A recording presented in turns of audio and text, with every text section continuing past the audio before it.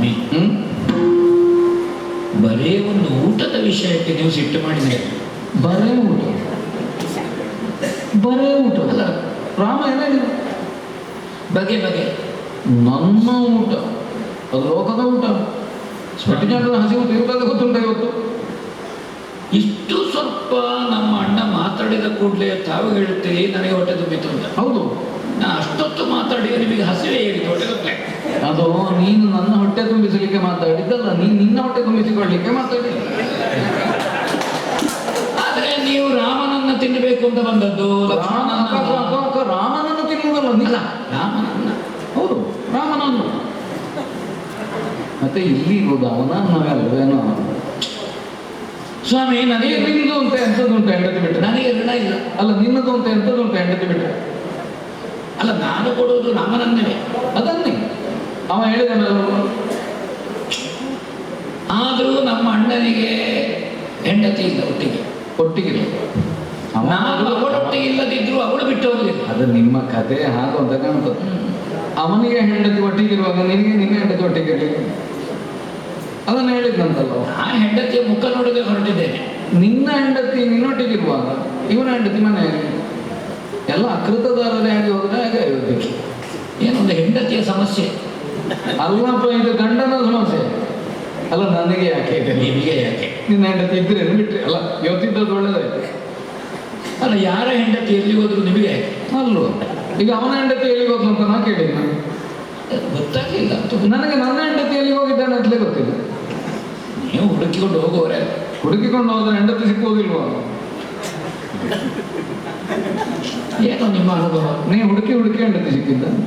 ಅಲ್ಲಪ್ಪ, ನೀವು ಹುಡುಕಿದ್ರೆ ಸಿಗ್ತದ? ನಮ್ಮ ಅಣ್ಣನಿಗೂ ಹುಡುಕಿ ಸಿಕ್ಕಿದ್ದಲ್ಲ, ನಮ್ಮ ಅಣ್ಣ ಬಿಲ್ಲು ಮುರಿದ ಕಾರಣ ನಮಗೆ ಮದುವೆ ಆಯ್ತು. ಅವ ಏನೋ ಮುರಿದು ಹಾಕಿಲ್ಲ, ನಿಮಗೆ 4 ಜನರಿಗೆ ಮದುವೆ ಆಯ್ತು, ನಮ್ದಾಯ್ತು. ಸ್ವಾಮಿ, ಇದು ಇವತ್ತೇ ಊಟ ಮಾಡೋದು?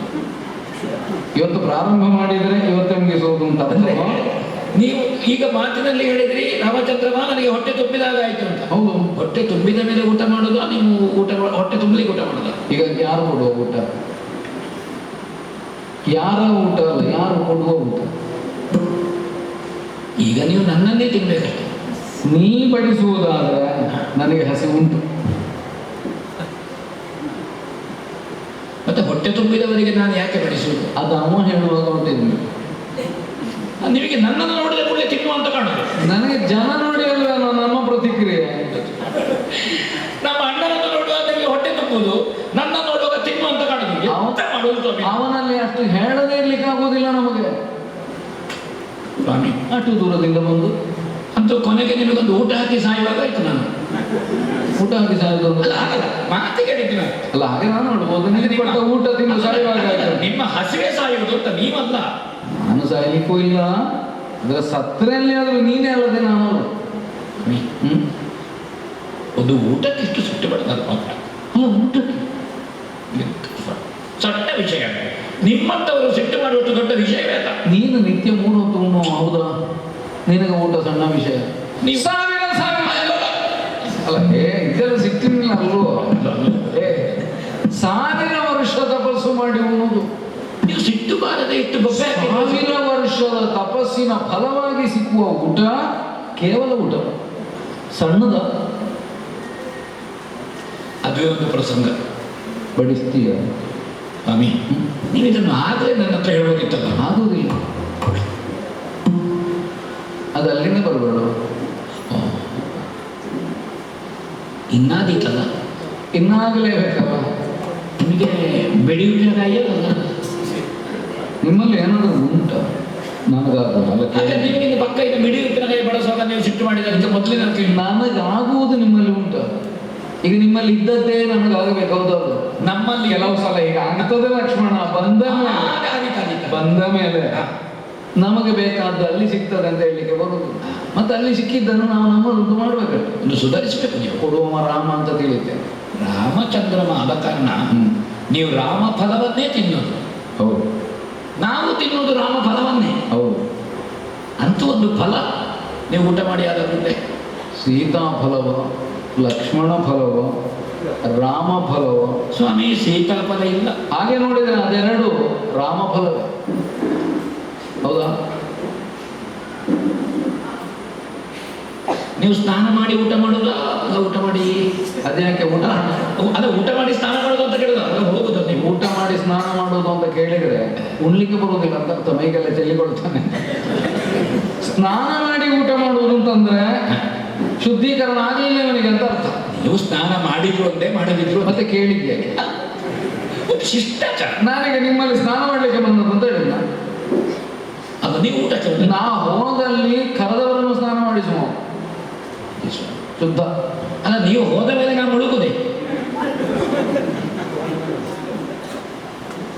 ಅಂತೂ ಒಂದು ನಿರ್ಣಯ ಆಗ್ತದೆ ನಮಗೆ. ಸ್ವಾಮಿ ಸಿದ್ಧನಾಗಿದ್ದೀಲ್ವಾ?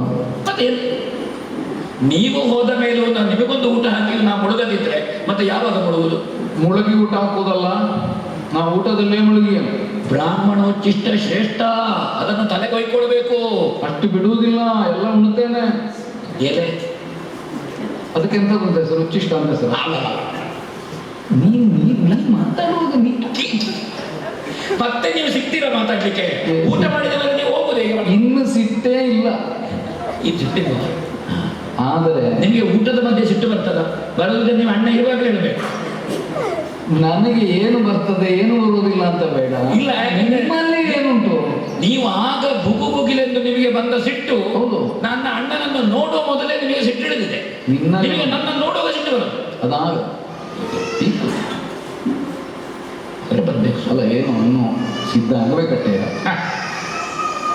ನೀವು ಮಹಾದ್ವಾರವನ್ನು ಪ್ರವೇಶ ಮಾಡುವಾಗಲೇ ನಮ್ಮಲ್ಲಿ ಕೊತನೆ ಕುದಿಯುತ್ತಿರುವ ನೀರಿಗೆ ಗಂಧಸಾಲೆ ಹಚ್ಚಿ ಬಿದ್ದಾಗ ನೀ ಮಾತಾಡುವುದು ನೋಡಿದ್ರೆ ಒಳಗೆ ಸಿದ್ಧ ಆಗಲಿಲ್ಲ. ಇಲ್ಲ, ಪರಿಮಳ ಬರುವುದು. ಸ್ವಾಮಿ ಬರಬೇಕು. ಹೋಗು ಹೋಗು ಹೋಗು.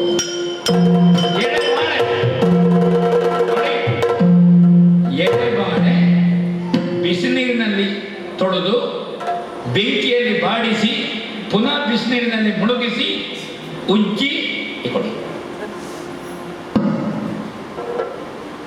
ಸ್ವರ್ಣ ಖಚಿತವಾದಂತಹ ಆಸನ ದರ್ಭಾಸ್ತರಣ ಕೂತ್ಕೊಳಿಸಿ ಹದ ಬೆಪ್ಪು ನೀರು. ಇದು ಪ್ರಾದೇಶಿಕ ಭಾಷೆ.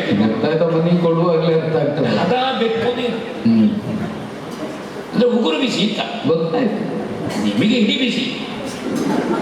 ನಿನ್ನದದು, ನಮ್ಮದಿದು. ಕೊಡಿ. ಗನ್ಸ ನನ್ನದು. ಪಾಲ್ ಪಾಯಸ ಬಲಬದಿಗೆ, ಎಡಬದಿಯ ತುದಿಯಲ್ಲಿ ಉಪ್ಪು. ಪಕ್ಕ ಇನ್ನು ತಲೆಗುಪ್ಪ ಆಗ್ತಾನೆ ಅಂತ ನೀವು ಗ್ರಹಿಸಬಾರ್ದು. ಸಪತ್ನೀಕನಾಗಿ ಎಲೆದವಳು ಬಳಸಲಿಕ್ಕೆ ಬರುವ ಕ್ರಮವೇ ಇಲ್ಲ. ಗುರು ಸನ್ನಿಧಾನ ಬಂದ ಮೇಲೆ, ರಾಮಾಜ್ಞೆ ಆದ ಮೇಲೆ ನಾವು ಗಂಡ ಹೆಂಡತಿ ಒಟ್ಟಿಗೆ ಊಟ ಮಾಡಿದ್ದು ಉಂಟ್ಲೇ ಇಲ್ಲ. ಅದು ನಿಮಗೊಂದು ಉಪಚಾರ ಅಲ್ಲ, ಹಾಗೊಂದು ಕ್ರಮವೂ ಇಲ್ಲ. ಲೇಹ್ಯ, ಚೋಹ್ಯ, ಭಕ್ಷ್ಯ, ಭೋಜ್ಯ, ಎಣ್ಣೆಯಲ್ಲಿ ಕರೆದದ್ದು. ನಿಮಗೆ ಎಣ್ಣೆ ಹಾಕಿದ್ರೆ ಆಗ್ತದೆ? ಕರೆದದ್ದು ಅಂತ ಹೇಳಿದ್ರೆ ಸಾಕಾಗ್ತದೆ. ಎಣ್ಣೆಯಲ್ಲಿ ಅಂತ ಹೇಳಬೇಕು ಅಂತಿಲ್ಲ. ಮತ್ತೆ ನೀರಿನಲ್ಲಿ ಅದನ್ನು ಮಾಡೋ ಕ್ರಮವೂ ಇಲ್ಲ. ಈಗ ಎಲ್ಲ ಹೇಳಿಯೇ ಆಗಬೇಕು. ನೋಡಿದ್ರೆ ನಮಗೆ ಗೊತ್ತಾಗ್ತದೆ. ಇಲ್ಲದೆ ಇದ್ದದ್ದು ಕೇಳಬೇಕು. ನೀವು ಕೊಡ್ತೀಯ ಅಂದ್ರೆ ಹಾಗಲ್ಲ, ಒಮ್ಮೆ ಬಳಸಿ ಎಲೆಯಲ್ಲಿ ಇಲ್ಲದೆ ಇದ್ದದ್ದು ಅದನ್ನು ನಾನು ಕೇಳಲಿಕ್ಕಿಲ್ಲ, ನೋಡಿ ಬಡಿಸಬೇಕಾದವ ನೀನು. ನಾವು ಕೇಳಿದ್ರೆ ಬಡಿಸುವವನಿಗೆ ಗೊತ್ತಿಲ್ಲ ಅಂತ. ಹಾಲು, ಮೊಸರು, ತುಪ್ಪ, ಬೆಣ್ಣೆ ಯಾವುದು ಬೇಕಾ ಎಲ್ಲ ಒಟ್ಟಿಗೆ ಕಲಸಿ ತಿನ್ನುವ ಜಾಯಮಾನ ನನಗೆ ವ್ಯತ್ಯಾಸ ಇಲ್ವೋ? ಯಾವುದಾದ್ರೆ ಈಗ ಅಷ್ಟೇ ವ್ಯತ್ಯಾಸ ಅಷ್ಟೇ ಅಂದ್ರೆ ಹಾಗಲ್ಲ, ನಿಮಗೆ ಅದು ಆಗ್ತದೆ ಅಂತಲ್ಲ. ನಿಮಗೆ ಗೊತ್ತಿಲ್ಲ ಒಟ್ಟಿಗೆ ಉಣ್ಣುವುದರ ಸುಖ. ಎಲ್ಲ ಕಲಸಿ ತೃಪ್ತನಾಗಿದ್ದೇನೆ. ಉತ್ತರ ಪೋಷಣ ನೀಡಿದ್ದೇನೆ. ಸಪತ್ನೀಕನಾಗಿ ದೀರ್ಘದಂಡ ಪ್ರಣಾಮ ಮಾಡಿದ್ದೇನೆ. ಸ್ವಾಮಿ ಒಟ್ಟಿಗೆ ಇನ್ನೊಂದ್ಸಲ ನಿಮಗೆ ಊಟ ಹಾಕೋದಕ್ಕೆ ನಾನು ಇದ್ದೇನೆ ಇಲ್ವೋ? ನನಗೆ ಬೇಕಾಗ್ತದೋ ಇಲ್ವೋ? ಒಳ್ಳೆಯದು ಒಳ್ಳೆಯದು. ಇನ್ನು ಅಣ್ಣನಲ್ಲಿ ನಾ ಹೇಳುವುದಿಲ್ಲ. ನಾ ಹೊರಟೆ ನಾನು ಹೋಗ್ತೇನೆ. ನಾನು ಹೊರಟೆ.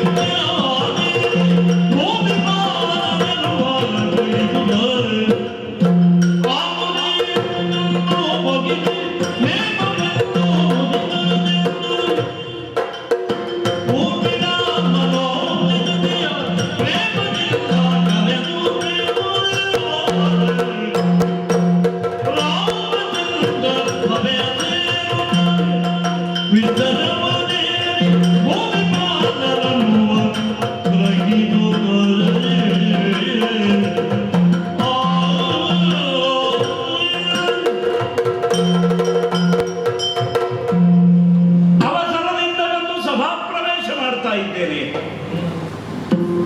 ನಮ್ಮವರೆಲ್ಲ ಹಾಗೆ ಇದ್ದಾರಲ್ಲ, ಸಭೆಯನ್ನ ವಿಸರ್ಜನೆ ಮಾಡಿದ್ದಿಲ್ಲ. ರಾಮ ವಿಸರ್ಜನೆ ಮಾಡದೆ ಸಭೆಯಿಂದ ನಾವು ಎದ್ದು ಹೋಗಬಾರದು ಅಂತ ಅಯೋಧ್ಯೆಯ ಪ್ರಜೆಗಳು ರಾಮನಿಗಾಗಿ ಕಾಯ್ತಾ ಇದ್ದಾರೆ. ಏನು ಸಭಾ ಮರ್ಯಾದೆ ಇತ್ತು! ಇಂತಹ ಮರ್ಯಾದಿತವಾದ ಸಭೆ, ಸಂಭಾವಿತರ ಸಭೆ ಇರೋದ್ರಿಂದಲೇ ನಾನೂ ಕರ್ತವ್ಯದ ಭಾರದಲ್ಲಿದ್ದೇನೆ. ಆದರೆ ಎಲ್ಲರ ದೃಷ್ಟಿ ನನ್ನಲ್ಲಿ ಕೇಂದ್ರೀಕೃತವಾಗಿತ್ತು. ಪ್ರಶ್ನಾರ್ಥಕವಾಗಿ ಎಲ್ಲರೂ ನನ್ನನ್ನು ನೋಡುತ್ತಾ ಇದ್ದಾರೆ. ರಾಮ ಲಕ್ಷ್ಮಣರಿಗೆ ಏನೋ ಒಂದು ಆಪತ್ತು ಅವಘಡಿಸಿ ಬಂದಿದೆ ಎಂಬ ಆತಂಕ ನಮ್ಮ ಪ್ರಜಾವರ್ಗದವರ ಮುಖದಲ್ಲಿ ಕಾಣಿಸ್ತಾ ಇತ್ತು. ನಡೆದಂತಹ ವರ್ತಮಾನ ಇವರ ಅವಗಾಹನೆಗೆ ಬರಲಿಲ್ಲ. ಬಂದವನು ಯಾರು, ಏನಾಯಿತು ಗೊತ್ತಿಲ್ಲ. ಆದರೂ ಆತಂಕಿತರಾಗಿ ರಾಮನನ್ನು ನೋಡ್ತಾ ಇದ್ದಾರೆ. ಅವರ ಪ್ರಶ್ನಾರ್ಥಕವಾದ ದೃಷ್ಟಿ ನನ್ನ ಮೈಯೊಳಗೆ ಕಂಪವನ್ನು ಹುಟ್ಟಿಸ್ತಾ ಇದೆಯಲ್ಲ. ಇಡುವ ಹೆಜ್ಜೆ ಗಡಗಡ ನಡುಗಿ ಕಾಲು ಜಾರ್ತಾ ಇತ್ತು. ಸಿಂಹಾಸನದ ಸೋಪಾನಗಳನ್ನು ಹತ್ತುವಲ್ಲಿ ಎಡವಿದ್ದೇನೆ. ಉದಾಸೀನ ಮನಸ್ಕನಾಗಿ ಆಸನದಲ್ಲಿ ಕುಳಿತರೆ ಸಿಂಹಾಸನ ಮುಳ್ಳಿನ ಹಾಗೆ ನನ್ನನ್ನು ಚುಚ್ಚಿ ಎಚ್ಚರಿಸ್ತಾ ಇದೆ. ರಾಮ, ನ್ಯಾಯದ ಕಣ್ಣನ್ನು ಮುಚ್ಚಬೇಡ. ಆಡಿದ ಮಾತಿಗಾಗಿ ಎದೆಗುಂಡಿಗೆಯ ಮಾಂಸವನ್ನೇ ತೂಕ ಮಾಡಿದವರು ಈ ಸಿಂಹಾಸನವನ್ನು ಹತ್ತಿದವರು. ಕೊಟ್ಟ ಮಾತಿಗಾಗಿ, ಮಾತು ಸತ್ಯವಾಗುವುದಕ್ಕಾಗಿ ತಾನೇ ಕಟ್ಟಿದ ತಾಳಿಯನ್ನು ಲೋಕವೆಲ್ಲ ತಾಳು ಅಂತ ಹೇಳಿದರೂ ಕತ್ತಿಯಿಂದ ಕೊರಳನ್ನ ತಾಳಿಯನ್ನ ಕತ್ತರಿಸುವುದಕ್ಕೆ ಹೊರಟವರು ಈ ಸಿಂಹಾಸನದಲ್ಲಿ ಕುಳಿತರು.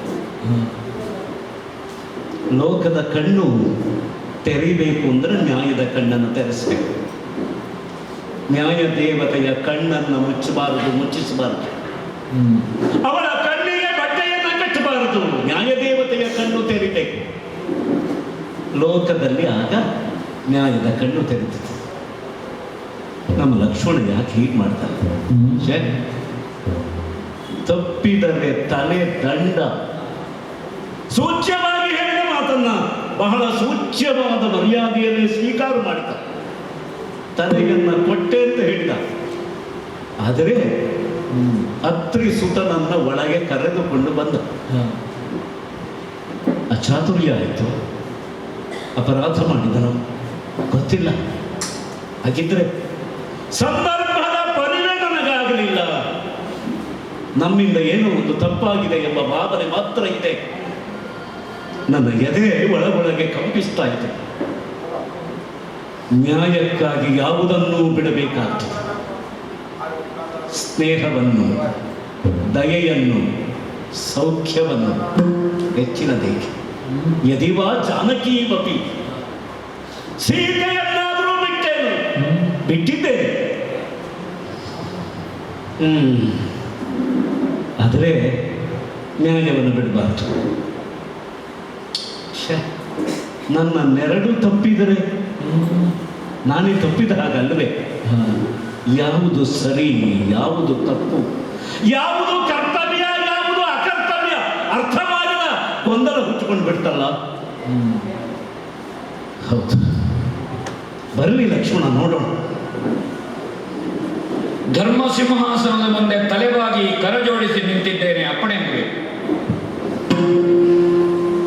ಲಕ್ಷ್ಮಣ, ಅಣ್ಣ, ದೂರ ನಿಲ್ಲು.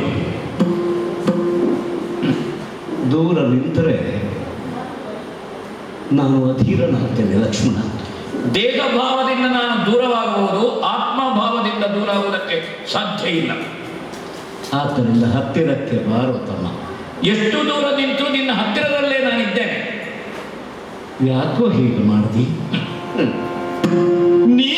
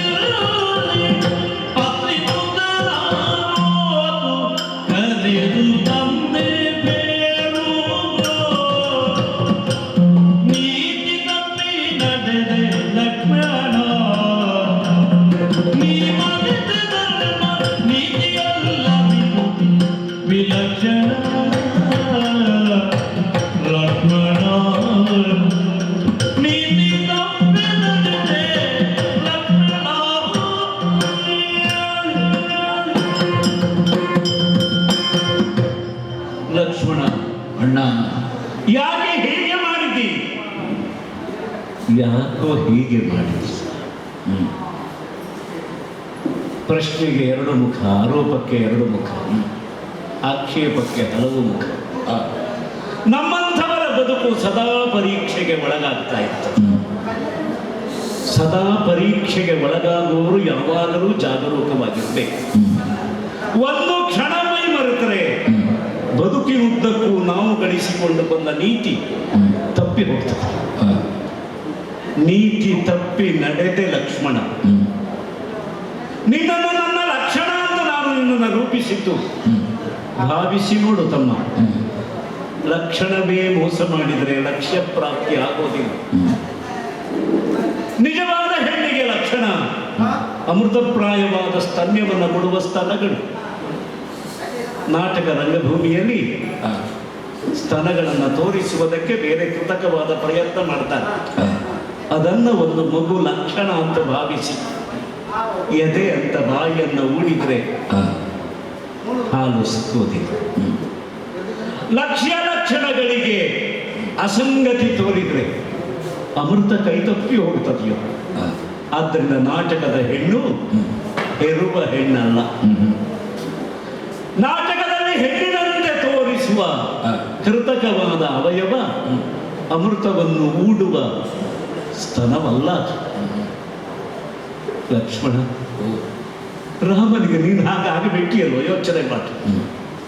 ಲಕ್ಷ್ಮಣನಿಂದಲ್ಲಿ ರಾಮ ನೀತಿ ಇದೆ, ರಾಮ ಧರ್ಮ ಇದೆ, ಅಲ್ಲಿ ರಾಮ ಮನೋಧರ್ಮ ಇದೆ. ಇಲ್ಲಿಯವರೆಗೆ ಲೋಕ ಅದನ್ನು ಗ್ರಹಿಸಿತ್ತು. ಈಗ ರಾಮನಾಡಿದ ಮಾತನ್ನೇ ಲಕ್ಷ್ಮಣ ನಡೆಸಲಿಲ್ಲ ಅಂತಂದ್ರೆ ರಾಮ ಶಾಸನದ ಭಂಗ ಅವನ ಅರಮನೆಯ ಅಂಗಳದಲ್ಲೇ ನಡೀತು ಅಂತ ಆಯ್ತಾ ಇಲ್ಲ. ಇದು ನೀತಿ ಅಲ್ಲ. ಅದಕ್ಕೆ ಹೀಗೆ ನೀತಿ ತಪ್ಪಿ ನೀನು ನಡೆದೆ ಸ್ವಾಮಿ ನಿನ್ನ ಮಾತ, ನಿನ್ನ ಪ್ರತಿಜ್ಞಾ ವಚನ ನನಗೆ ಬಹಳ ಸಮಾಧಾನ ಕೊಟ್ಟಿದೆ. ಅಲಸದೆ ನಾನು ಪ್ರೇಮದಿಂದ ನಡೆಸುವೆ. ಯಾಕೆ? ನೀತಿ ವಿಖ್ಯಾತ ನೀನು. ಆದರೆ ಅದನ್ನು ನೀನು ನಡೆಸುವಲ್ಲಿ ವಿಫಲನಾಗಿಬಿಟ್ಟ. ಯಾಕಪ್ಪ? ಅತ್ರಿ ಸುತನ ಗುರುವಾಸರು ಸಾಧಾರಣ ವ್ಯಕ್ತಿಗಳಲ್ಲ. ಅವರನ್ನು ನಿಭಾಯಿಸುವುದು ಬಹಳ ಕಷ್ಟ, ಅದು ನನಗೆ ಗೊತ್ತು. ಆದರೆ ಒಳಗಿರುವ ವ್ಯಕ್ತಿ ಇನ್ನೂ ಗಂಭೀರನಾದವನು. ಅಪರೂಪದ ಅಪೂರ್ವ ಅತಿಥಿ ಬಂದಿದ್ದಾನೆ ಅಂತ ನಾನು ಹೇಳ್ತೇನೆ. ಅಪೂರ್ವ ಅಂತ ಕಾಲಕ್ಕೆ ಹೆಸರು. ಬಂದವನು ಬೇರೆ ಅಲ್ಲವಪ್ಪ, ಸಾಕ್ಷಾತ್ ಕಾಲಪುರುಷ. ಕಾಲ ಅಂದ್ರೆ ಯಾರು? ನಮ್ಮ ಎಲ್ಲ ಕ್ರಿಯೆಗಳಿಗೆ ಸಾಕ್ಷಿಯಾಗಿತ್ತು. ಎಲ್ಲ ಕರ್ಮಗಳ ಫಲವನ್ನು ಕೊಡುವ ಕರ್ಮ ಸಾಕ್ಷಿ, ಕರ್ಮ ಫಲ ಪ್ರದಾತ ಮಹಾದೇವ ಅವನೇ ಕಾಲ. ಅವನಿಗೆ ಹಲವು ಮುಖಗಳು. ಅಂತಹ ಕಾಲಪುರುಷ ಧರ್ಮದೇವ, ಖ್ಯಾತ ಧರ್ಮದೇವರೊಡನೆ ನಾನು ಮಾತಾಡ್ತಾ ಇದ್ದೆ. ರಾಮನ ಏಕಾಂತ ಅದು ಕಾಲದ ಏಕಾಂತ ಆಗಿತ್ತು, ಅದು ಧರ್ಮದ ಏಕಾಂತ ಆಗಿತ್ತು. ರಾಮನ ಏಕಾಂತ ಭಂಗಪಡಿಸಿದ್ರೆ ದೊಡ್ಡ ನಷ್ಟ ಅಲ್ಲ. ರಾಮನ ಮಾತು ಬಂದ ಏಕಾಂತ ಕೆಟ್ಟಾಗ ರಾಮನಿಗೆ 14 ವರ್ಷ ವನವಾಸ ಬಂದಿತ್ತು. ರಾಮರಾಜ್ಯ ಕೆಲವು ಕಾಲ ನಿಂತಿತ್ತಷ್ಟೇ. ಆದರೆ ರಾಮ ಧರ್ಮದ ಜೊತೆಯಲ್ಲಿ ಏಕಾಂತವಾಗುವಾಗ ಈ ಏಕಾಂತ ಭಂಗ ಮಾಡಿದ್ರೆ ರಾಮ ಧರ್ಮದ ಸಂಪರ್ಕ ಸೇತುವೆ ಕಡಿದಾಗಲ್ವೇನೋ. ಅಲ್ಲಿಗೆ ಅತ್ರಿ ಸುತನ ಓತು ಕರೆದುಕೊಂಡು ಬಂದಿದ್ದೆ. ನೀನು ಮುಂದಾಗಿ ಬಂದಿದ್ದೆ, ಜೊತೆಯಲ್ಲಿ ದೂರ್ವಾಸವನ್ನು ಕರ್ಕೊಂಡು ಬಂದೆ. ರಾಮಾಜ್ಞಿಗೆ ತನ್ನ ತಲೆಯನ್ನು ಕೊಟ್ಟಿದ್ದೇನೆ ಅಂತ ನೀನು ಹೇಳುವಾಗ ನನ್ನ ತಮ್ಮನ ತಲೆ ಸಾವಿರದ ತಲೆ ಅಂತ ನಾನು ನಂಬಿದ್ದೆ.